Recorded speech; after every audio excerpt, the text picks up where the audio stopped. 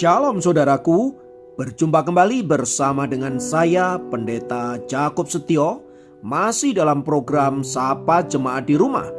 Kali ini kita akan bersatu bersama-sama, mari kita berdoa. Bapa, kami rindu firman-Mu sungguh memberkati kami, dan biarlah melalui renungan firman itu kami semakin dikuatkan, diteguhkan di dalam pengiringan kami akan Engkau. Kami siap diberkati. Terpujilah namamu kekal selama-lamanya. Dalam nama Yesus kami berdoa. Haleluya. Amin. Firman Tuhan kali ini terambil dari Mazmur 25 ayat 4 dan 5. Mazmur 25 ayat 4 dan 5 berkata, "Beritahukanlah jalan-jalanmu kepadaku ya Tuhan, tunjukkanlah itu kepadaku. Bawalah aku berjalan dalam kebenaran-Mu dan ajarlah aku. Sebab Engkaulah Allah yang menyelamatkan aku, Engkau ku nanti-nantikan sepanjang hari." Saudaraku, setiap manusia pasti pernah mengalami apa yang namanya pergumulan hidup. Ini adalah masalah semua orang. Tak terkecuali orang-orang yang hidup takut akan Tuhan juga pasti pernah mengalami apa yang namanya pergumulan hidup. Orang seperti Raja Daud yang hidupnya dekat dengan Allah sekalipun juga tak luput dari apa yang namanya pergumulan hidup. Bahkan ketika kita membaca Alkitab, kita menemukan bahwa pergumulan yang dialami Daud ternyata jauh lebih dahsyat dari pergumulan orang-orang yang tidak mengenal Tuhan sekalipun. Namun lewat pergumulan yang dialami oleh Daud itu, kita bisa belajar banyak hal di dalamnya. Secara khusus, dalam Mazmur 25 ini, kita lagi-lagi membaca sebuah doa dari seorang Daud yang tampaknya sedang menghadapi masalah yang sangat berat dalam hidupnya. Dalam kondisi yang demikian, apa yang dilakukan oleh Daud? Saudaraku, ternyata Daud memilih untuk berdoa kepada Tuhan. Pertanyaannya, apa yang dia doakan? Apakah agar masalah yang ia alami segera berlalu dari hidupnya? Ternyata saudara-saudara, doa yang dinaikkan Daud tidaklah demikian. Lalu apa yang didoakan Daud? Dari kisah Daud ini saudaraku, kita dapat belajar 3 poin penting berkaitan dengan doa-doa yang kita naikkan ketika kita ada dalam pergumulan-pergumulan hidup yang kita alami. Yang pertama, kita perlu terbuka di hadapan Allah. Dalam ayat 1 dan 4 menyatakan hal yang demikian. Keterbukaan untuk apa? Keterbukaan untuk dipimpin oleh Allah, dibimbing dan diarahkan Allah untuk melewati jalan-jalan yang harus kita lewati. Ini adalah hal yang pertama dan paling penting saat kita menghadapi pergumulan. Alih-alih berusaha untuk mendikte Tuhan, nyuruh Tuhan melakukan ini dan itu sesuai dengan keinginan kita, justru yang harus kita miliki seharusnya adalah hati yang terbuka untuk diarahkan Allah menuju jalan-jalan yang ditentukannya bagi kita. Mengapa demikian? Karena Tuhanlah yang lebih tahu mana yang terbaik dan solusi yang paling tepat untuk masalah yang sedang kita hadapi. Karena itu saudaraku, penting sekali untuk memiliki hati yang tunduk kepada Allah dan bersedia untuk dibentuk olehnya. Maka ketika kita berdoa, berdoalah dengan terbuka dan mohonlah agar Allah boleh menuntun hidup kita, membimbing kita untuk apa? Untuk kita berjalan sesuai dengan kehendak yang Allah tentukan bagi setiap kita masing-masing. Yang kedua, kita perlu memiliki pengharapan kepada Tuhan. Saat kita berdoa, kita sedang berharap pada Allah. Berharap untuk apa? Berharap agar Dia menolong kita dan memberikan kita kekuatan agar kita dapat melewati setiap situasi yang kita hadapi. Sebab doa bukanlah salah satu alternatif agar kita bisa lepas dari masalah.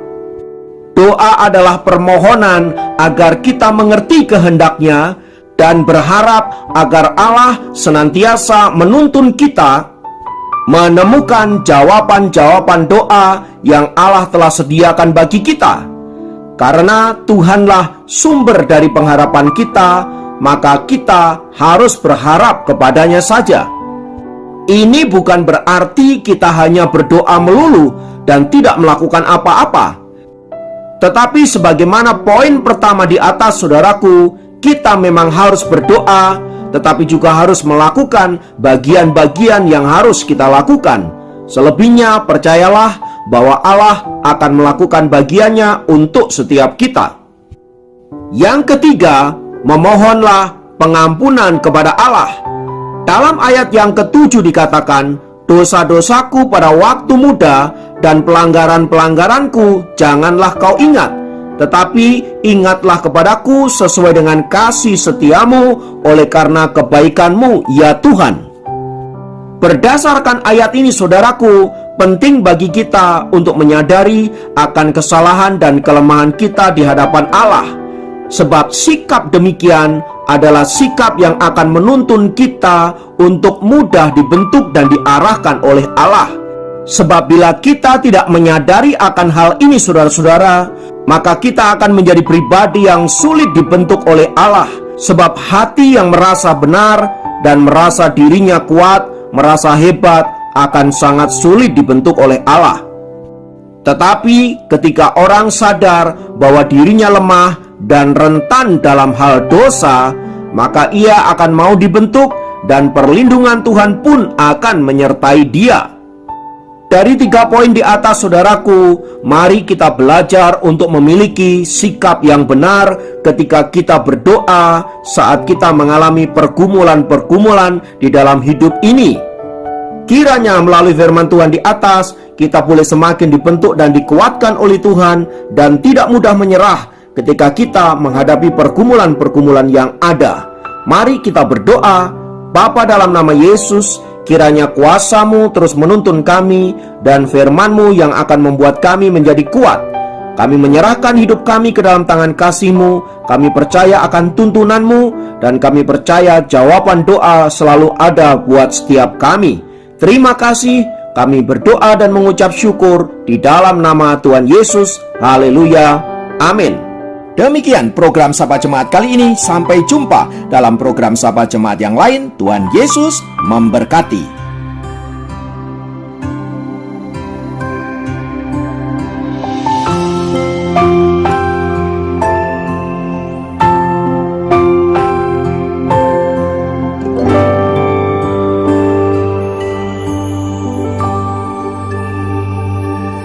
Ketika jalan ku lalui berputar di padang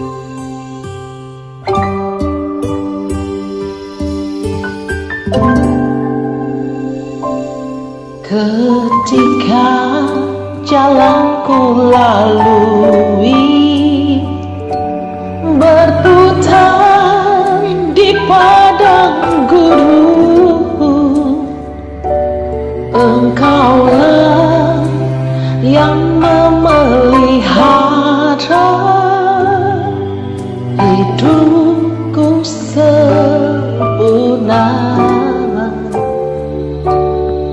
ketika jalan yang ku tempuh berujung di sungai dalam.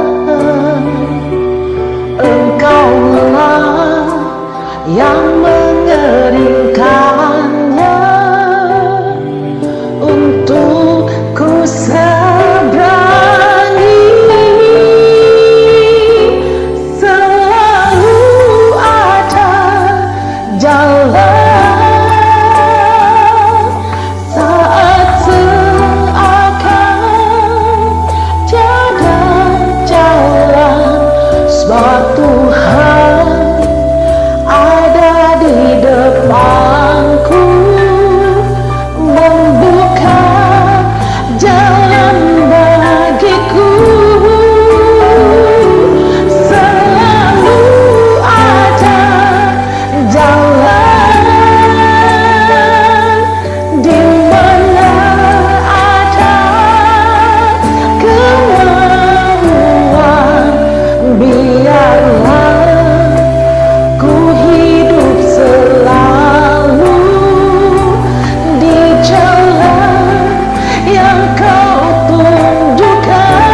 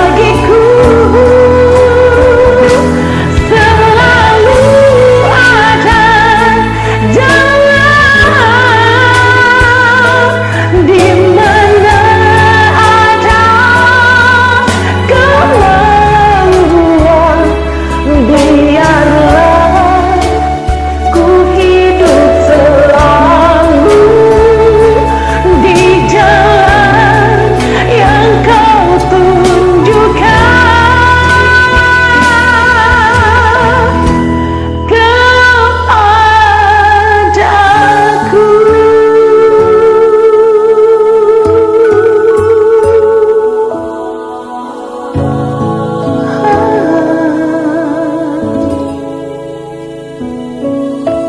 Selalu ada jalan